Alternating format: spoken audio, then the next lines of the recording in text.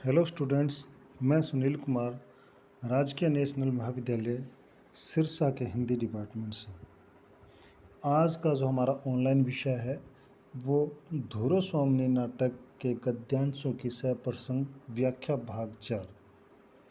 इससे पहले हमने व्याख्या भाग 3 के अंदर धुरो स्वामिनी, रामगुप्त और शिखर स्वामी के बीच के अंदर जो विचार विमर्श या मंत्रणा होती है उस मंत्रणा के बारे में हमने पढ़ा था कि किस तरह से रामगुप्त और उसके महामंत्री शिखर स्वामी ने धुरो स्वामिनी को सकराज के पास भेजने के लिए जो संधि प्रस्ताव था उस संधि प्रस्ताव को स्वीकार कर लिया था और उसी संधि प्रस्ताव के आधार पर वो धुरो स्वामिनी को सकराज के पास भेजने के लिए तैयार हो जाती है।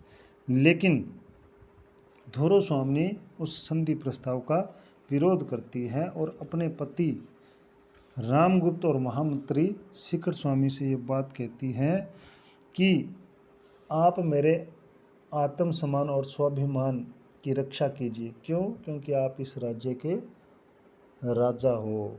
इसलिए ये सारा जो घटनाक्रम है वो हमने व्याख्या भाग 3 के अंदर विस्तार पूर्वक पढ़ा था। अब जो हमारा जो नेक्स्ट आगे का जो विषय है, जो गद्यांश है, उन गद्यांशों की हम सप्रसंग व्याख्या आगे करते हैं। प्रसंग जो पहला है इसके तहत, इसके अंदर जो रामगुप्त वो धुरो स्वामिनी के बारे में कह रहा है और धुरो स्वामिनी उसको उससे पहले समझाती है लेकिन वो नहीं समझ पाता और वो धुरो स्वामिनी से क्या है उसकी सुंदरता के बारे में बता रहा है, कह रहा है। तो शुरुआत करते हैं। तुम सुंदर हो, अहो कितनी सुंदर, किंतु सोने की कटार पर मुग्ध होकर उसे कोई अपने हृदय में तो डुबो नहीं सकता। व्याख्या के अंदर जो रामगुप्त वो धुरो स्वामिनी से कहता है कि तुम सुंदर हो, बहुत सुंदर हो, लेकिन उसकी रक्षा के लिए वह अपने प्राण तो नहीं गंवा सकता।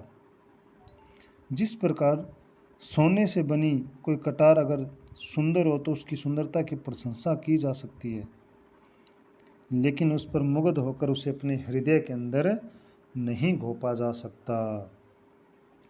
तुम्हारी सुंदरता, तुम्हारा नारीत्व अमूल्य हो सकता है। रामगुप्त कहता है कि तुम वास्तव में सुंदर हो और तुम्हारी सुंदरता अतुलनीय है, उस जिसकी कोई तुलना नहीं की जा सकती। इसलिए धुरो स्वामिनी तुम सुंदर हो, तुम्हारा नारीत्व भी अमूल्य है, लेकिन उसकी रक्षा के लिए मैं अपना अमूल्य जीवन तो नहीं दे सकता। फिर भी स्वयं अपने लिए मैं कितना आवश्यक हूँ यह कदाचित तुम जानती हो। इसलिए वह धुरो स्वामिनी को उपहार स्वरूप शत्रु शासक यानी कि सकराज को भेंट करने का निर्णय लेता है और धुरो स्वामिनी से कहता है कि तुम मुझे भली भांति जानती हो कि मैं स्वयं अपने लिए कितना आवश्यक हूँ, ये तुम अच्छे से जानती हो। उसे छोड़ दो कुमार, यहाँ पर एक वही नपुंसक तो नहीं, बहुत से लोगों में से किस किस को निकाल लोगे। अब यहाँ जो चंद्रगुप्त है, चंद्रगुप्त और धुरो स्वामिनी के बीच का ये संवाद है। धुरो स्वामिनी हिंजड़े के प्रसंग के माध्यम से, जब हिंजड़ा, कुबड़ा और बोना वहाँ पर अटखेलियाँ कर रहे थे धुरो स्वामिनी के कक्ष में, तब चंद्रगुप्त वहाँ आ जाता है और वो उन कुबड़े, बोने और हिंजड़े को वहाँ से भाग जाने के लिए कहता है। तो उससे पहले धुरो स्वामिनी उस हिंजड़े के प्रसंग के माध्यम से रामगुप्त एवं शिखर स्वामी की कायरता और नपुंसकता को व्यक्त करती हुए शब्द कहती है कि यहाँ केवल एक हिंजड़ा ही नपुंसक है, ऐसी बात नहीं है। यहाँ धुरो स्वामिनी का इशारा रामगुप्त और उसके महामंत्री शिखर स्वामी की तरफ है। यहाँ तो और भी लोग नपुंसक हैं जो अपने कुल की महारानी के मान की रक्षा नहीं कर सकते।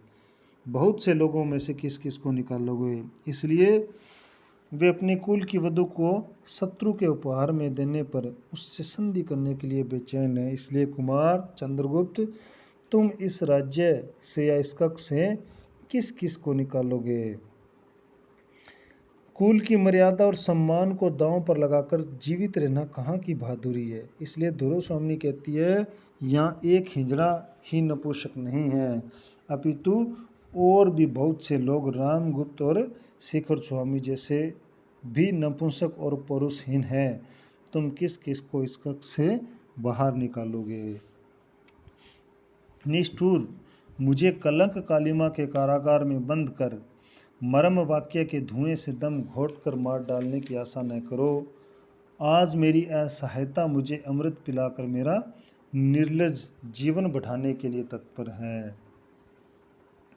रामगुप्त धुरोस्वामिनी पर आरोप लगाता है कि आज भी उसकी पत्नी धुरोस्वामिनी चंद्रगुप्त से प्रेम करती है।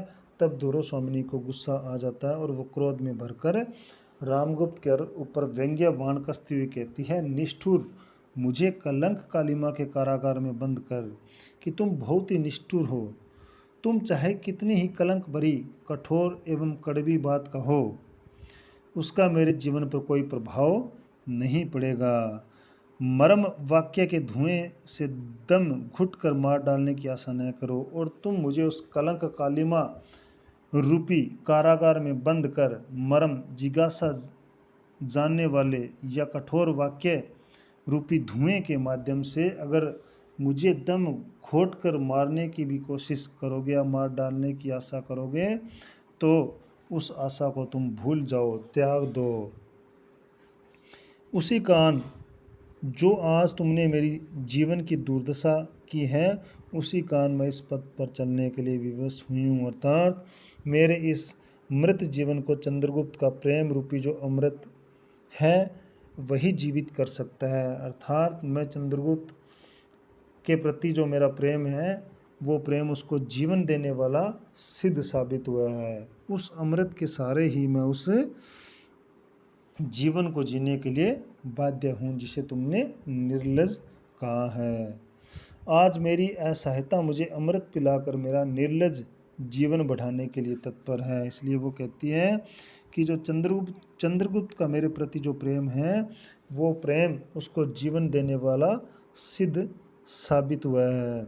इसलिए मैं इस रास्ते पर चलने के लिए विवश हुई हूँ, और उस अमृत के सहारे ही मैं उस जीवन को जीने के लिए बाध्य हूँ जिसे तुमने कभी चंद्रगुप्त को निर्लज कहा था। अतः तुम्हारे द्वारा लगाए गए लांछन के कारागार में मरम कटु व्यंग्य रूपी जो धुआं है, वह धुआं भी आज मेरी सांसों को नहीं घोट सकता। अर्थात मैं स्पष्ट ये कह रही हूँ कि मैं चंद्रगुप्त से प्रेम करती हूँ। क्यों? क्योंकि जो व्यक्ति अपनी पत्नी की रक्षा नहीं कर सकता, वो संपूर्ण राज्य की रक्षा कैसे कर सकता है, और उस व्यक्ति से मैं प्रेम कैसे कर सकती हूँ। इसलिए मैं चंद्रगुप्त से ही प्रेम करती हूँ। तो इस तरह से इस प्रसंग के अंदर धुरोस्वामिनी का जो व्यंग्य है वो रामगुप्त के प्रति और शिखर स्वामी के प्रति दिखाया गया। उसके बाद में अगले पे चलते हैं। इस प्रसंग के अंदर जो है वो धुरोस्वामिनी और उसका जो आपस में जो बातें हैं चंद्रगुप्त के सामने सकराज के खेमे में या दुर्ग में जाने के प्रस्ताव का जब वो विरोध करती है, तब चंद्रगुप्त की भुजाओं का आलिंगन करती है वो, यानी कि चंद्रगुप्त को अपने गले लगाती है। और रामगुप्त और शिखर स्वामी के चले जाने के बाद वही चंद्रगुप्त के आलिंगन को याद करके धुरोस्वामिनी भाव विभोर हो उठती है और मन ही मन वो ये सारी बातें करती है। और कौन सी बातें? कितना अनुभूतिपूर्ण था वह एक क्षण का आलिंगन, कितने संतोष से भरा था। नियति ने अज्ञात भाव से मानो लू से तपी वसुधा को क्षितिज के निर्जन में सायंकालीन शीतल आकाश से मिला दिया हो। धुरोस्वामिनी के लिए चंद्रगुप्त का एक क्षण का यह आलिंगन कितना सुखद और भावों में तल्लीन कर देने वाला था। धुरोस्वामिनी सोचती है कि उसके लिए वह आलिंगन कितनी आत्मिक तृप्ति देने वाला था। जिस प्रकार भीषण लू की गर्मी से तपी हुई पृथ्वी को कोई अदृष्ट शक्ति सायंकाल के शीतल आकाश में मिला देती है, उसी प्रकार मैं भी असहाय पीड़ा से पीड़ित थी। किंतु उस अदृष्ट शक्ति ने भाग्यवश चंद्रगुप्त के प्रेम में आलिंगन का अवसर प्रदान करके मुझे शीतलता उपलब्ध करवा दी। कहने का भाव या अर्थ ये है कि रामगुप्त के नीच प्रस्ताव से ध्रुव स्वामिनी का हृदय अपमान की आग से जला जा रहा था। वो प्रतिशोध की ज्वाला में जल रही थी।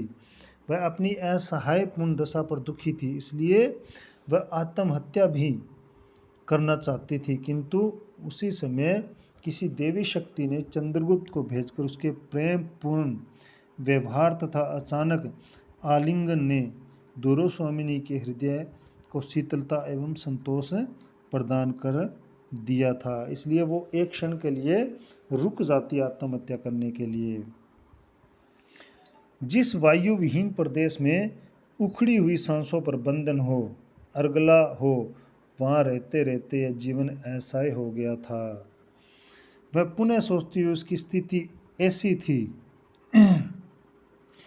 जैसे उसे किसी हवा विहीन प्रदेश में बंद कर दिया हो तथा हवा न मिलने से उसके प्राण निकल जाना चाहते हो, किंतु प्राणों को निकलने नहीं दिया गया है। ध्रुव स्वामिनी ऐसी वेदना युक्त स्थिति में जी रही है। अत्यंत दयनीय स्थिति होने पर भी वह सोचती है कि वह मरेगी नहीं, वह कुछ दिन और जीवित रहने के लिए